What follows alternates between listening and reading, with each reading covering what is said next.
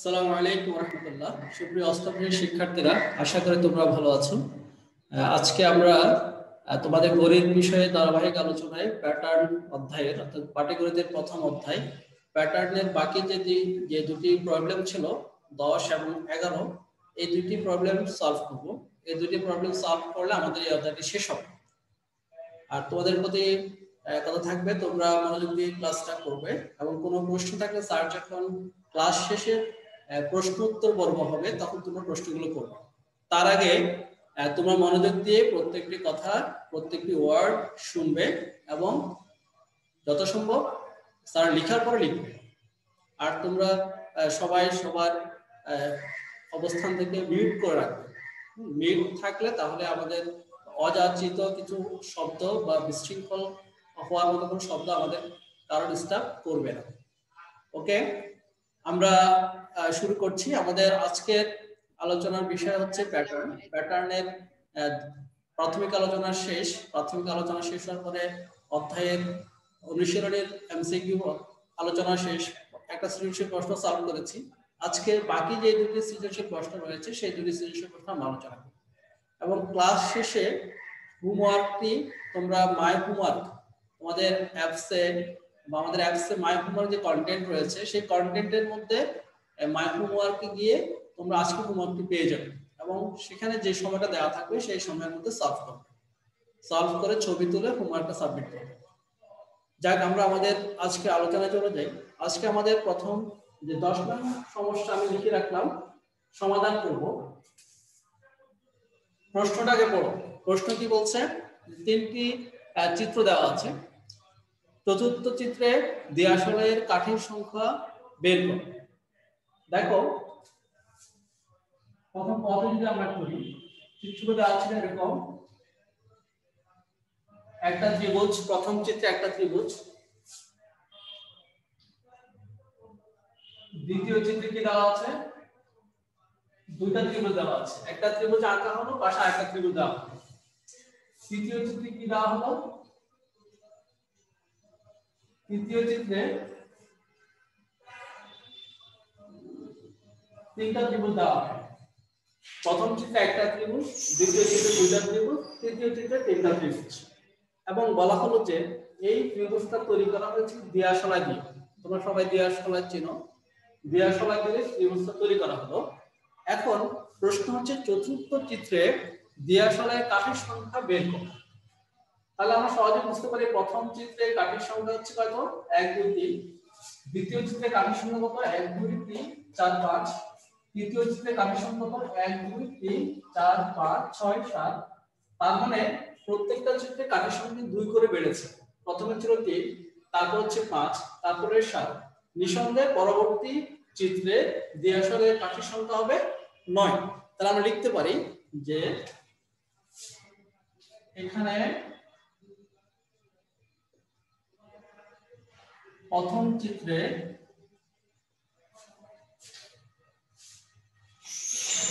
কাঠির সংখ্যা কত?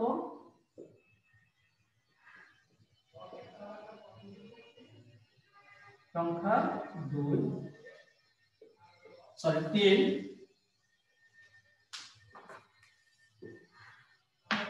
প্রথম চিত্রে কাঠির সংখ্যা 3, দ্বিতীয় চিত্রে কাঠির সংখ্যা হচ্ছে 5,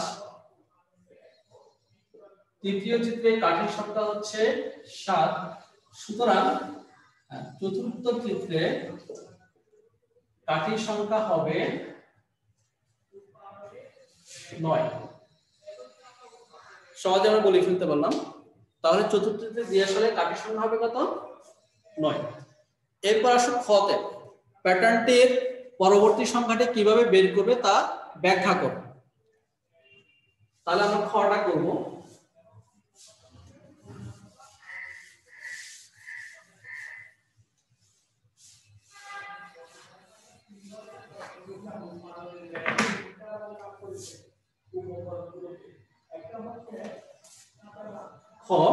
খতে কি বলছে? প্যাটার্নটি পরবর্তী সংখ্যাটি কিভাবে বের করবে তা ব্যাখ্যা করো। তাহলে আমরা লিখি ক হতে পাই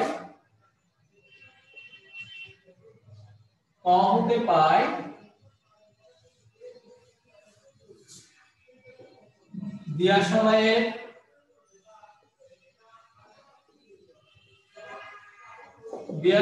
কাঠির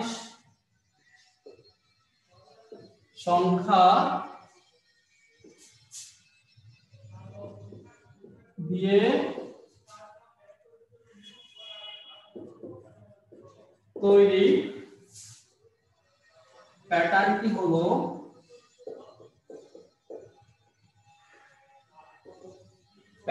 হলো তিন পাঁচ সাত বা নয়। আমরা পেলাম কত? দিয়াশলাইয়ের কাঠির সংখ্যা দিয়ে তৈরি প্যাটার্নটি হলো 3 5 7 9। এবার আমরা পার্থক্য লিখব। দেখো তাহলে কাঠির সংখ্যা দিয়ে তৈরি প্যাটার্নটি পেলাম। প্রথম হচ্ছে পার্থক্য আমরা বের করব। পার্থক্য বের করলে কত হয় দেখো, 3 থেকে 5 থেকে 3 যায় তাহলে হচ্ছে 2, আবার 5 থেকে 7 গেলে হচ্ছে 2, 7 থেকে 9 গেলে 9 থেকে 7 গেলে হচ্ছে 2। প্রত্যেক ক্ষেত্রে দিয়াশলাইয়ের কাঠির সংখ্যার পার্থক্য হচ্ছে 2। এখন আমরা পরবর্তী সংখ্যাটা বের করার জন্য আমাদেরকে একটি বীজগাণিতিক রাশি নির্ণয় করতে হবে। কি নির্ণয় করতে হবে? একটা বীজগাণিতিক রাশি। এই বীজগাণিতিক রাশি বের করার সিস্টেম কিন্তু গত ক্লাসে আমরা একটু করে বলেছিলাম বা একটা ম্যাথ সলভ করেছিলাম। আজকে ঠিক একই ভাবে সেভাবে করব। তাহলে দেখো করি, লিখো প্রথম চিত্রে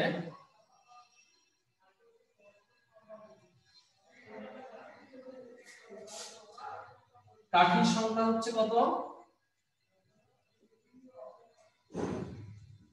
কাঠির সংখ্যা সমান হচ্ছে, আমরা প্রথমে কি করব? প্রথম কাঠির সংখ্যা বের করার নিয়ম কিভাবে দেখাবো? আমরা জানি 3, এই 3 কে আমরা ভেঙে লিখব। কিভাবে ভেঙে লিখব দেখো, প্রথম পার্থক্য কত? 2। তাহলে পার্থক্য 2টা আগে লিখব। যেহেতু প্রথম চিত্র তাহলে গুণ 1 লিখব, কিন্তু এখানে সংখ্যা হচ্ছে 2 3, তাহলে 2 এর কি 2, 2 এর সাথে কত যোগ করলে 3 হবে? 1 যোগ করলে 3 হবে। যোগ 1। এরপর আসেন দ্বিতীয় চিত্রে। দ্বিতীয় চিত্রে কাঠির সংখ্যা হবে কত? 5। তাহলে কিভাবে লিখব এটা? 2 গুণ, যেহেতু দ্বিতীয় চিত্র তার 2 গুণ করব, 2 দিয়ে গুণ করলে 4, 5। এরপর দেখো তৃতীয় চিত্র। তার তৃতীয় চিত্রে কাঠির সংখ্যা হবে কত? যেহেতু 7, তাহলে আমরা প্রথমে কি লিখব? পার্থক্যটা লিখব 2। যেহেতু তৃতীয় চিত্র তাহলে আমরা লিখব 3 যোগ 1। এভাবে করে আমরা প্রত্যেকটা ক্ষেত্রে বের করতে পারবো। আমরা আর না লিখে সরাসরি আমরা কি করব? ডট চিহ্ন দিয়ে দেখাতে পারি। এরপর আসো, এরকম করে আমরা 3 4 5 6 যত কিছু লিখে না কেন সেম হবে। আমরা লিখতে পারি কত? ক চিত্রে। ক চিত্রে কাঠির সংখ্যা হবে, তাহলে 2 লিখলাম, পার্থক্যটা লিখব 2। আর যেহেতু ক বললাম, প্রথম বললে 1, দ্বিতীয় বললে 2, তৃতীয় বললে 3, যেহেতু ক তম পদ বললাম বা ক চিত্র বললাম, তাহলে গুণ ক যোগ 1। তাহলে আমরা দেখো এই বীজগাণিতিক রাশিটা পেয়ে গেলাম। এই বীজগাণিতিক রাশি দিয়ে কিন্তু কি করব? রাশি দিয়ে আমরা পরবর্তী সংখ্যাটা বা পরবর্তী পদটা নির্ণয় করব। এখন ক এর মান যদি আমি 5 বসাই তাহলে পঞ্চম চিত্র পাবো। ক এর মান যদি আমি 6 বসাই তাহলে ষষ্ঠ চিত্রের কাঠির সংখ্যা পাবো। ক এর মান যদি 10 বসাই তাহলে দশম চিত্রের কাঠির সংখ্যাটা পাবো। অতএব তোমাকে প্রশ্ন বলছে প্যাটার্নটি পরবর্তী সংখ্যাটা কিভাবে বের করবে? তাহলে আমরা বলবো যে প্যাটার্নটি পরবর্তী সংখ্যাটি আমরা 2 ক যোগ 1 এই বীজগাণিতিক রাশির মাধ্যমে বের করব। তাহলে লিখো,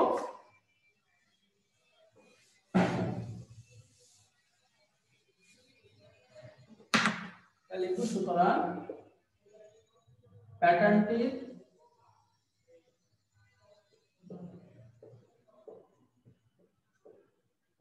প্যাটার্নটির পরবর্তী সংখ্যাটি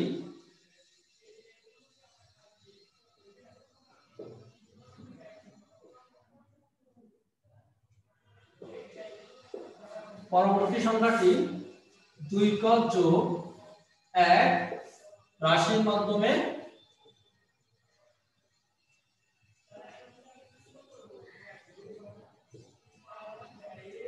মাধ্যমে বের করি। ওকে, তাহলে আমাদের ক্ষয়ের সমাধান এখানে শেষ। এবার আমরা গতে যাচ্ছি। গতে বলছি শততম প্যাটার্ন তৈরিতে কতগুলো বিদ্যাশালে কাঠের প্রয়োজন। খ দিয়ে তো আমরা করে ফেললাম, গটা আমাদের একদম সহজ হয়ে যাবে। এখন দেখো কিভাবে করি।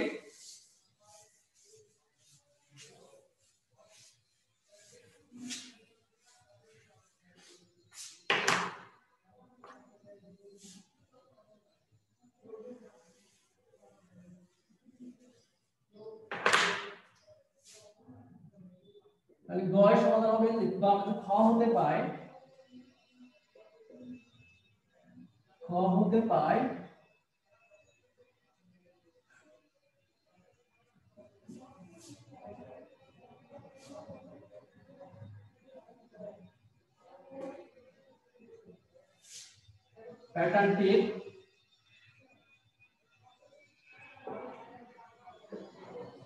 প্যাটার্নটির বীজগাণিতিক রাশি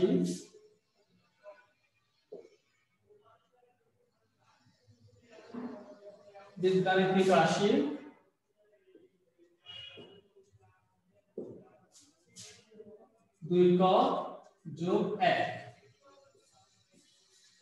আমরা পেলাম কি খ হতে পায় প্যাটার্নটির বীজগাণিতিক রাশি হচ্ছে 2 ক যোগ 1, অর্থাৎ 2 ক যোগ 1 মানে হচ্ছে কি কতম পদ, কতম পদের রাশি হচ্ছে কত 2 ক যোগ 1।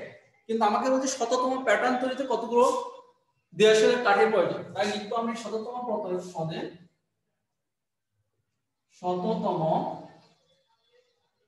শততম যে কথা 100 সেই কথা। তাহলে শততম প্যাটার্নটি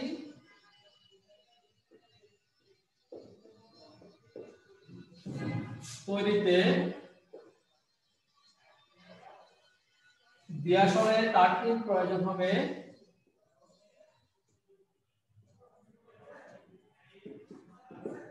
দ্বিআধারের কাঠের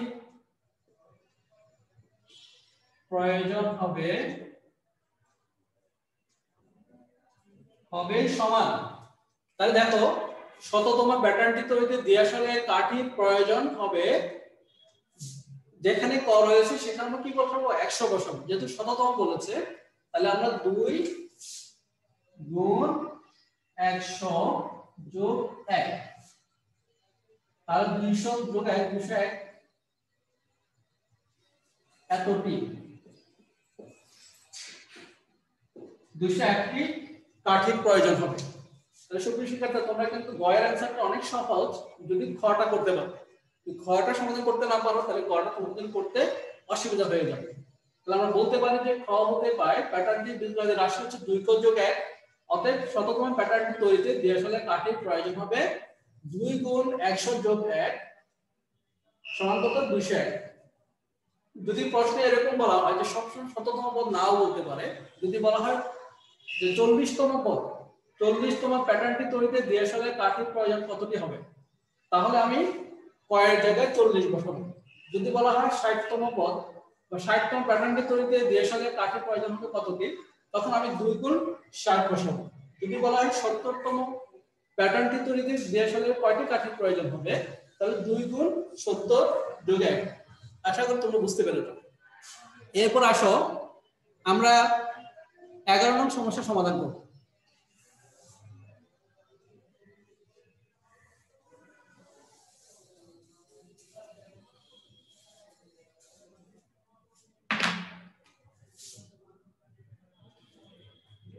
এগারো নং সমস্যার সমাধান করব এবং 11 নং সমস্যার সমাধানের মাধ্যমে আমাদের এই অধ্যায়টি শেষ হবে। প্রথমে লিখো 29 প্রথম কতে কি বলা হলো, কতে বলা হলো যে 29 ও 37 কে দুটি বর্গের সমষ্টি রূপে প্রকাশ করো। তাহলে আমরা একটি সংখ্যাকে দুটি বর্গের সমষ্টি রূপে প্রকাশ করা হয় বা দুটি সংখ্যার বর্গের সমষ্টি রূপে কিভাবে প্রকাশ করতে হবে সেটি কিন্তু আমাদের প্রথমে আমরা এই অধ্যায়ের শুরুতে আলোচনা করেছিলাম। আশা করি তোমাদের এখন সমস্যা হওয়ার কথা না। হ্যাঁ, তোমাদের অনেকের যদি কোনো প্রশ্ন থাকে, বিষয় থাকে, সেটা আমি ক্লাস শেষে তোমাদের প্রশ্নগুলো নেব এবং সমস্যাটা তোমরা জানাবে। এখন আমি যে সমস্যা সলভ করছি তোমরা সেটি মনোযোগ দিয়ে দেখো। প্রথম হচ্ছে ক 29। 29 কে আমরা দুটি সংখ্যার বর্গের সমষ্টিরূপে প্রকাশ করব। সেটি কিভাবে? দেখো 29 কে যদি তুমি দুটি সংখ্যার বর্গের সমষ্টিরূপে প্রকাশ করতে হয় তাহলে তোমাকে একটা জিনিস জানতে হবে যে 29 এর আগে পূর্ণ বর্গ সংখ্যা কত কত রয়েছে। যেমন 29 এর আগে পূর্ণবর্গ সংখ্যা আছে 25, 16, 9, 4। তাহলে আমি কিন্তু দেখো 25 এবং 4 যোগ করলে কত হচ্ছে? 29 হচ্ছে। তাহলে আমি 29 এর আগে যে পূর্ণবর্গ সংখ্যাগুলো রয়েছে তার মধ্যে শুধুমাত্র 25 এবং 4 নিতে পারি। আমি যদি 25 এবং 16 নিই তাহলে 16 এবং 25 যোগ করলে কিন্তু 29 বেশি হয়ে যাবে। আবার আমি যদি 9 এবং 16 নিই তাহলে কিন্তু তাও 29 হবে না। সেজন্য আমি এমন দুটি পূর্ণবর্গ সংখ্যা সিলেক্ট করব যে সংখ্যা দুটি যোগ করলে 29 হবে এবং সেগুলোকে বর্গ আকারে প্রকাশ করা যাবে। তাহলে 29 আমি লিখতে পারি কত? 25 যোগ 4। 25 এবং 4 কে যদি যোগ করি তাহলে কিন্তু 29 হচ্ছে এবং 25টা পূর্ণবর্গ সংখ্যা 4টা পূর্ণবর্গ সংখ্যা। সেজন্য আমি লিখতে পারি 5 স্কয়ার যোগ 2 স্কয়ার। তাহলে 29 কে আমি দুটি সংখ্যার বর্গের সমষ্টিরূপে প্রকাশ করলাম। এরপর আসো 37। 37 কে আমি দুটি সংখ্যার পূর্ণবর্গ রূপে বর্গ সংখ্যার দুটি সংখ্যা বর্গের সমষ্টিরূপে প্রকাশ করব। সেটি কিভাবে? তাহলে আমাকে জানতে হবে 37 এর আগে পূর্ণবর্গ সংখ্যাগুলো কি কি রয়েছে।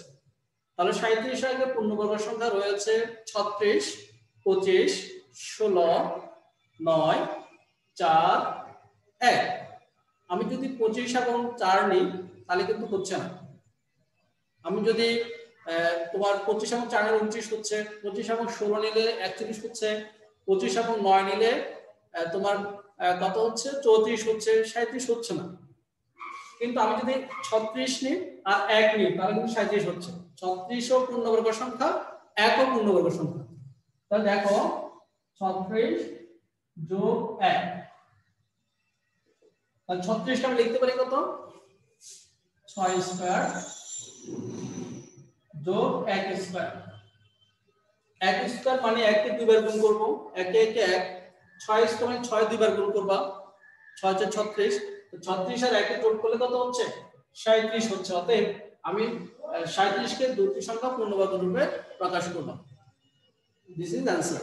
তাহলে আমাকে আর কিছু করতে হচ্ছে না। তাহলে ক এর সমাধান এখানে শেষ। এবার তালিকার পরবর্তী 4টি সংখ্যা বের করব। আমাদেরকে বলা হলো যে তালিকার পরবর্তী যে 4টি সংখ্যা বের করতে হবে। কিভাবে বের করব দেখো। তাহলে প্রথমে খতে কি লিখতে পারি? যে প্রথম তালিকাটা লিখতে পারি। তাহলে প্রদত্ত তালিকাটি কত হবে? প্রদত্ত তালিকাটি সমান 5, 13, 21, 29, 37। দেখো তালিকাটি দেওয়া আছে কত? 5, 13, 21, 29, 37। এখন এখানে পার্থক্য আমরা বের করব।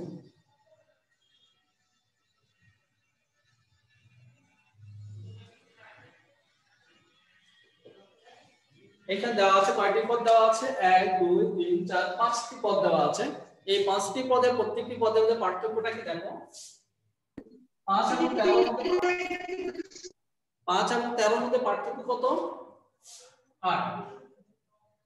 তারপরে 13 থেকে এবং 21 এবং 13 এর মধ্যে পার্থক্য কত? 7 আর 1 8। 21 থেকে 29 এর পার্থক্য কত? 8। 29 থেকে 37 এর পার্থক্য কত? 8। তাহলে আমরা সবাই বুঝতে পারছি যে প্রত্যেকটি পদের মধ্যে পার্থক্য হচ্ছে 8। তার মানে পরবর্তী পদগুলো আমরা বের করতে পারবো। পরবর্তী আমাদের 4টি সংখ্যা বের করতে বলা হয়েছে। তাহলে পরবর্তী প্রথম সংখ্যাটি কত হবে? পরবর্তী প্রথম সংখ্যাটি হবে কত? প্রথম সংখ্যাটি হবে 37 যোগ 8। 37 এবং 8 যোগ করলে কত হবে? 45। পরবর্তী দ্বিতীয় সংখ্যাটি কত হবে? এই 45 এর সাথে যোগ করব কত?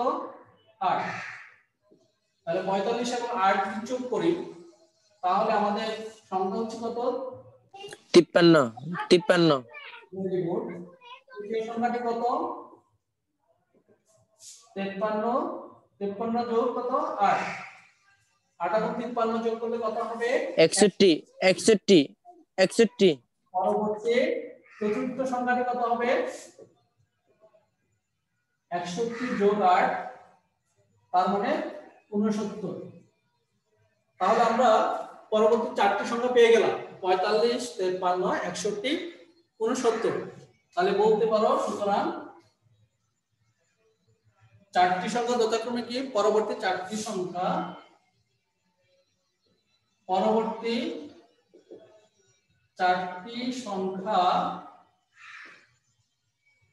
যথাক্রমে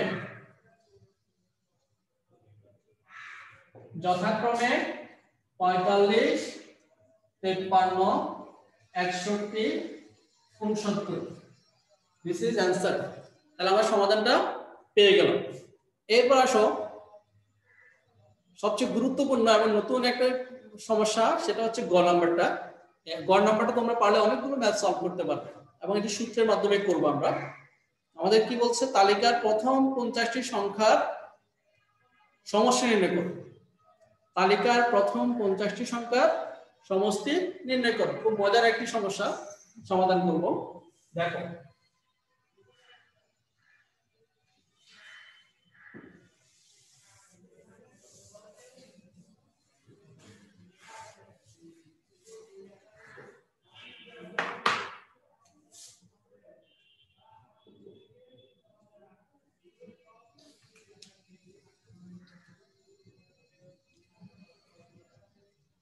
আমাদের হাতে যে সময় রয়েছে সেই সময় আমরা শেষ করতে পারবো আশা করি। তাহলে এটি করার জন্য যেটি করতে হবে তোমাকে 50তম অর্থাৎ 50তম পদটা আমাদেরকে বের করতে হবে। তাহলে 50তম পদ যদি বের করতে হয় তাহলে কিন্তু আমাদের যদি আমি 1 2 এভাবে হিসাব অনেক কষ্ট হয়ে যাবে আমাদের জন্য। সেজন্য আমরা একটা বীজগণিত রাশি কি করব? তৈরি করব। বীজগণিত রাশি তৈরি করলে আমরা সহজেই 50তম পদটা বের করতে পারবো। সেটি কি রকম দেখো। তাহলে এখানে প্রথম পদ কত? প্রথম পদ বের করার জন্য আমরা এখানে একটা কি করব? প্রথমে ওই যে আমরা যেভাবে বীজগণিত রাশি তৈরি করেছি ঠিক সেম ভাবে এখানে একটা বীজগণিত রাশি তৈরি করব। আর বীজগণিত রাশি তৈরির ক্ষেত্রে আমরা বলেছিলাম কি করব? প্রথমে এই পার্থক্যটা বসাবো। পার্থক্য হচ্ছে কত? 8। যেহেতু প্রথম পদ তাহলে 8 এর সাথে আমরা 1 গুণ করব। ওকে, তার আগে একটু কাজ করি, আমরা প্রথম পদটা লিখি তাহলে বুঝতে সুবিধা হবে তোমাদের। প্রথম পদ হচ্ছে কত? 5। তাহলে পার্থক্য কত? 8। যেহেতু প্রথম পদ তাহলে আমরা 8 এর সাথে 1 গুণ করব। তাহলে 8 এর সাথে 1 গুণ করলে হচ্ছে 8, কিন্তু আমার এখানে প্রথম পদ হচ্ছে 5। তাহলে আমি কিন্তু এখানে 8 থেকে কিন্তু 5 যদি পেতে হয় আমাদের 3 কিন্তু মাইনাস করতে হবে। তাহলে আমি কি করলাম? বিয়োগ 3। দেখো এখন 8 থেকে 1 3 বিয়োগ করলে কিন্তু 5 পেয়ে যাচ্ছি। দ্বিতীয় পদটা কি হবে? 13। কারণ যথারীতি আমাদের পার্থক্য ছিল 8, তাহলে 8টা লিখতে হবে। যেহেতু দ্বিতীয় পদ গুণ 2 লিখবো। 8 আর 2 গুণ করলে 16 হচ্ছে, কিন্তু আমার এখানে হচ্ছে 13। তাহলে 13 পেতে হলে আমাকে কি করতে হবে? বিয়োগ মাইনাস করতে হবে। আবার দেখো তৃতীয় পদ ঠিক সেম 21। তাহলে আমি পার্থক্যটা 8 লিখবো গুণ 3, 3 8 এ 24, 24 থেকে 3 গেলে কত? 21। এইভাবে করে আমি প্রত্যেকটি পদ আমি বের করতে পারবো। তাহলে তুমি দেখো এভাবে আমি লিখতে পারি। তাহলে এখন সংক্ষেপে আমি যদি বলি আমাকে লাগবে কততম পদ? যেহেতু তালিকার প্রথম 50টি সংখ্যা বা 50টি সংখ্যার সমষ্টি নির্ণয় করতে হবে, তাই আমাকে 50তম পদটা বের করতে হবে। কিভাবে বের করব দেখো। সুতরাং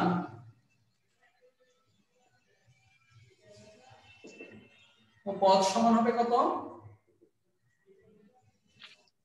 আমার হচ্ছে আমার পার্থক্য হচ্ছে কত 8, যেহেতু এখানে 50তম পদ তাহলে আমি 50 লিখবো এখানে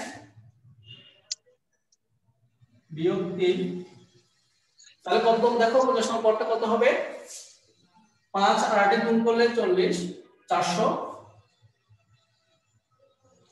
বিয়োগ 3, তার মানে আমার এখানে হচ্ছে 397। তাহলে আমি পাচ্ছি কত 50তম পদে পদটি পাচ্ছি 397, কিন্তু আমাকে সমষ্টি বের করতে হবে। আমাকে বের করতে হবে কি সমষ্টি। তাহলে সমষ্টি বের করার সূত্র কিন্তু আমি জানি, তাহলে এটুকু প্রথমে করব, তারপর সমষ্টি লিখব।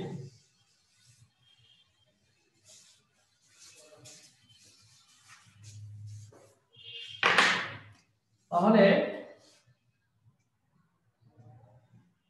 আমরা সমষ্টি একটা সূত্র জানি। সূত্রটা কি? সূত্রটা হচ্ছে আমরা জানি এখানে প্রথম পদ কত পাইলাম, প্রথম পদ হচ্ছে আমাদের 5, শেষ পদ কত, শেষ পদ বা পদ হচ্ছে কত 397, তারপরে পদ সংখ্যা কত, পদ সংখ্যা হচ্ছে 50। তাই সুতরাং সমষ্টি কত হবে, সমষ্টি সমান আমাকে সূত্র কিন্তু আমরা জানি, সূত্র হচ্ছে প্রথম পদ যোগ শেষ পদ গুণ পদ সংখ্যা বা 2। তাহলে দেখো প্রথম পদ কত 5 যোগ 397 গুণ পদ সংখ্যা হচ্ছে 50 ভাগ 2। তাহলে এখন তোমাদের কাজ হবে, বাকি কাজটা তোমরা নিজেরা করতে পারবে। আর 5 এবং যদি যোগ করি কত হবে, 50 কে 2 দিয়ে ভাগ করে 25 হচ্ছে, আর এখানে হচ্ছে 5 আর 3 করলে কত হবে 402, 402 গুণ 25। তাহলে 402 এবং 25 গুণ করলে যা হবে তাই হবে সমস্যার সমাধান। তাহলে কত হবে,